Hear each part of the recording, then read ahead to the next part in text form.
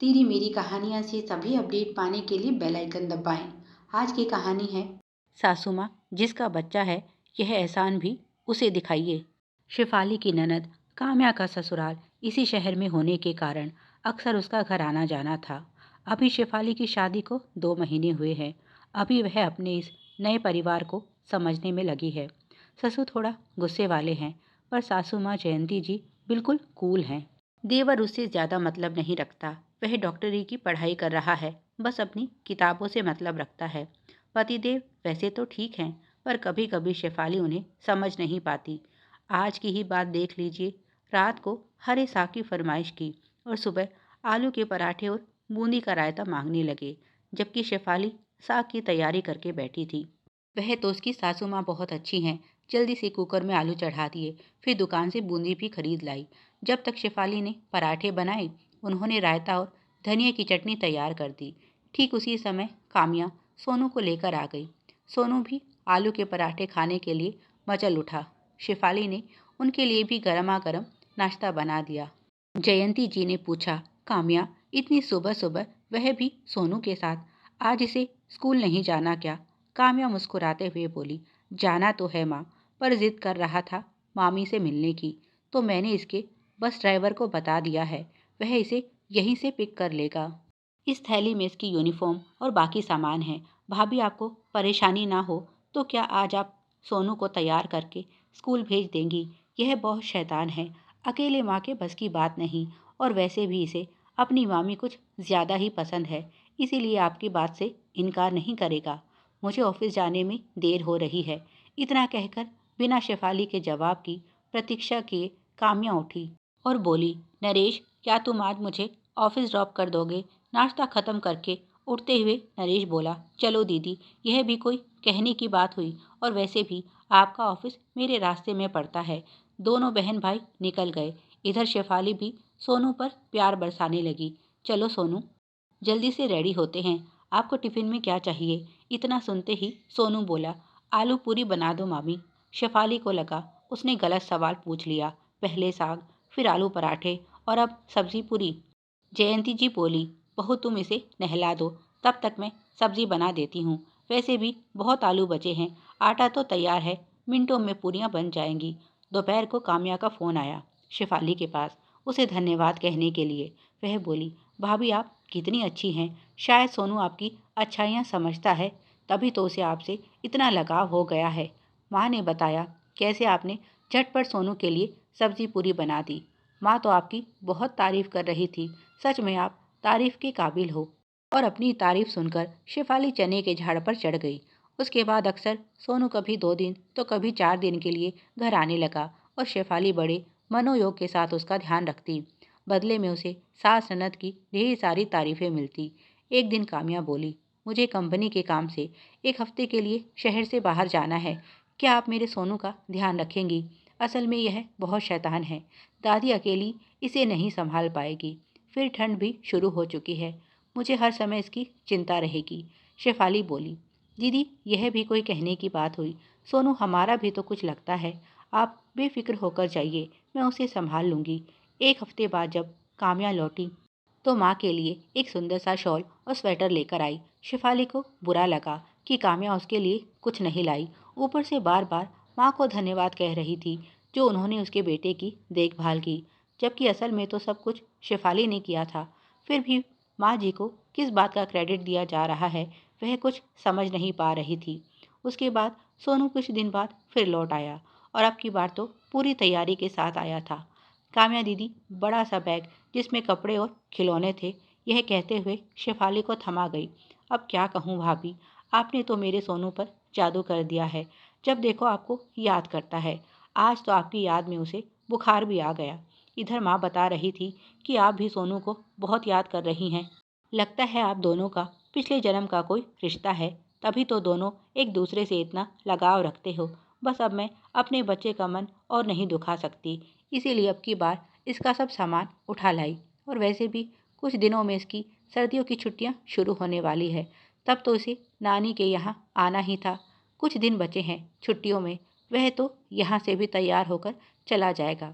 मैंने बस वाले को बता दिया है, अब से सोनू को नानी के घर से ही पिक करना है। जयंती जी बोली, यह तो बहुत अच्छा किया तुमने। सोनू के रहने से बहू का भी मन लगा रहता है और घर में भी रौनक हो जाती है। मैं तो कहती हूँ तू उसे यहीं छोड़ दे हमारे पास। वैसे भी तेरे पास समय कहाँ है उसके लिए। काम्या इजराती हुई बोली, आप लोगों का प्यार देखकर लगता है एक दिन ऐसा ही करना पड़ेगा। शेफाली सोच रही थी, माँ जी जानती हैं कुछ दिनों बाद मुझे मायके जाना है, फिर भी सोनू को यहाँ रोक लिया। मेरे जाने के बाद इसका काम कौन करेगा। कुछ दिनों बाद एक रात जयंती जी बहू के कमरे में आई तो उसे पैकिंग करते हुए देखकर पूछ लिया, बहू यह पैकिंग किस लिए हो रही है, कहीं जा रही हो। शेफाली हैरान होते हुए बोली, माँ जी आप भूल गई, कल सुबह 4 बजे की मेरी ट्रेन है, मेरे चाचा के लड़के की शादी है। जयंती जी कुछ याद करते हुए बोली, हाँ हाँ बहू, मैं तो भूल ही गई थी। इस बुढ़ापे में कुछ याद नहीं रहता, तुम अपनी तैयारी करो। यह सुनकर शेफाली ने राहत की सांस ली। नहीं तो उसे लगा था कहीं सास सोनू के चक्कर में उसका जाना ही कैंसिल ना कर दे। पर अच्छा लगा यह जानकर कि सासू माँ को उसकी भी परवाह है। सुबह घर से निकलते समय जयंती जी बोली, बहू 3 दिन के बाद की तुम्हारी रिटर्न टिकट करवा दी है। शेफाली बोली, 3 दिन बाद वापसी? पर माँ जी उस समय तो तय हुआ था कि मैं 1 महीने मायके में रह सकती हूँ। जयंती जी नाराज होते हुए बोली, बहू उस समय बात कुछ और थी। उस समय सोनू की जिम्मेदारी नहीं थी हम पर। अब तुमने ननद के बच्चे की जिम्मेदारी ली है तो उसे अच्छे से निभाना सीखो। जरा काम्या के बारे में सोचो, तुम पर कितना भरोसा करती है, तभी तो अपने बच्चे को यहाँ छोड़ गई। नहीं तो कौन माँ अपने बच्चे से दूर रह सकती है। उसका तुम पर विश्वास बना रहे, इसीलिए तो जल्दी आने को बोल रही हूँ। और वैसे भी मुझसे अकेले यह शैतान संभाला नहीं जाएगा। इतनी ठंड में हाथ पैर जवाब दे जाते हैं। तुम तो फिर भी जवान हो, तुम्हें कहाँ ठंड लगती होगी। शेफाली मन ही मन सोचने लगी, हाँ माँ जी सही कहा आपने, मुझे कहाँ ठंड लगती है। शादी के 6 महीने के अंदर ही आपने मुझे एक बच्चे की माँ बनाकर छोड़ दिया है। उसकी माँ वहाँ मौज में रहती है और मैं यहाँ उसके बच्चे की तीमारदारी करने के कारण अपने घर भी नहीं जा सकती। आपने मुझे जल्दी आने का तो कह दिया, पर बेटी से नहीं कहा गया अपने बच्चे को घर ले जाओ, हम कब तक उसकी जिम्मेदारी उठाएं। पर बेचारी सामने कुछ ना बोल पाई। यह मुसीबत का बीज उसने खुद ही तो लगाया था। बड़ी आई थी भलाई लेने वाली, अब सारी भलाई निकल जाएगी। इधर शादी में भी बेटी के चेहरे पर उदासी देखकर माँ ने कारण पूछा तो शेफाली ने सब विस्तार से बता दिया। एक बार बात मुंह से निकलने की ढील थी, उसके बाद तो चारों तरफ फैल गई। कैसे शेफाली की ननद उसे मूर्ख बनाकर अपना बच्चा पलवा रही है। यहीं रिश्तेदारी में कहीं काम्या की सास की बहन भी मिल गई और उसने काम्या और जयंती जी की सारी पोल शेफाली और उसकी माँ के सामने खोल कर रख दी। उन्होंने बताया, काम्या बहू इकलौती होकर भी एक ही घर में सास ससुर से अलग रहती है। दोनों की रसोई भी अलग अलग है। वह सास के लिए कुछ नहीं करती तो उन्होंने भी सोनू को पालने में किसी तरह का सहयोग नहीं दिया। शुरू से ही सोनू को उसकी नानी ने पाला है। तुम्हारे सामने तो केवल कुछ दिनों का दिखावा किया है।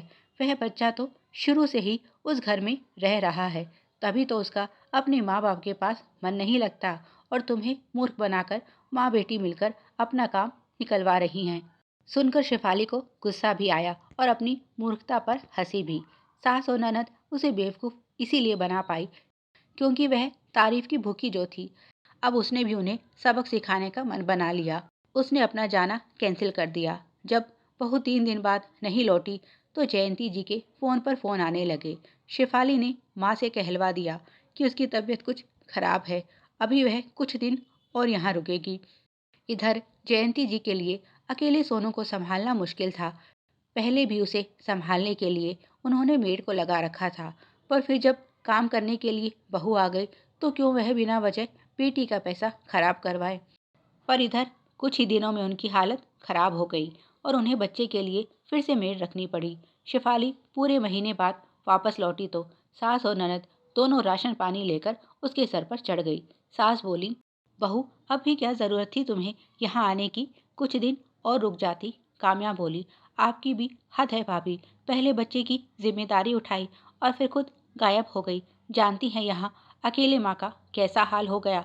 आपके कारण मुझे मेड का खर्चा करना पड़ा और बच्चे को मेड के भरोसे छोड़ना पड़ा। शेफाली शांत भाव से बोली, तो दीदी इसमें कौन सी नई बात है? सोनू को तो शुरू से ही मेड संभालती आई है। यह बात सुनकर सास और ननद चौकन्नी हो गई। शेफाली आगे बोली, जो बहू अपने बूढ़े सास ससुर को तो वक्त का खाना भी नहीं दे सकती, वह भला बच्चा कैसे पालेगी? जयंती जी गुस्से में बोली, बहू तुम यह क्या बकवास कर रही हो? शेफाली भी गर्म लहजे में बोली, माँ जी यह आपका घर है और दीदी आपकी बेटी। अगर आप उनके बच्चे को पालने में सहायता करना चाहती हैं तो अच्छी बात है, पर आगे से मुझसे कोई उम्मीद मत रखिएगा। यह एहसान उसे दिखाइए जिसका बच्चा है। आगे से जो करना हो खुद करिएगा। बेटी को सही शिक्षा देने की बजाय आप उसे प्रोत्साहन दे रही हैं। अपनी बहू से उम्मीद रखती हैं घर के साथ साथ ननद के बच्चे की जिम्मेदारी भी उठाए और अपनी बेटी को बच्चे के साथ साथ सास ससुर की जिम्मेदारी निभाने से भी साफ बचा रही हैं। सोनू से कभी मुझे कोई समस्या नहीं रही, पर आप लोगों ने जिस चालाकी से सोनू की जिम्मेदारी मुझ पर डाली वह बिल्कुल गलत है। अब आप दोनों की सारी सच्चाई मेरे सामने आ गई है। अब आपकी तारीफों का जादू मुझ पर नहीं चलने वाला।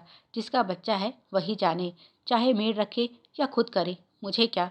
उसने कंधे उचकाते हुए कहा और अपना सामान उठाकर अपने कमरे की ओर चल पड़ी। जयंती जी और काम्या एक दूसरे का मुंह देखने लगी। अब जब सारी सच्चाई सामने आ ही गई है तो उनके पास मेड रखने के अलावा कोई चारा नहीं रहा। प्यारे दर्शकों, आप सभी की सुविधा के लिए चैनल पर सैकड़ों कहानियाँ विभिन्न प्लेलिस्ट के रूप में उपलब्ध हैं। उन्हें भी पढ़ें और अपना प्यार दें। धन्यवाद। Please like share and subscribe. Thanks for watching.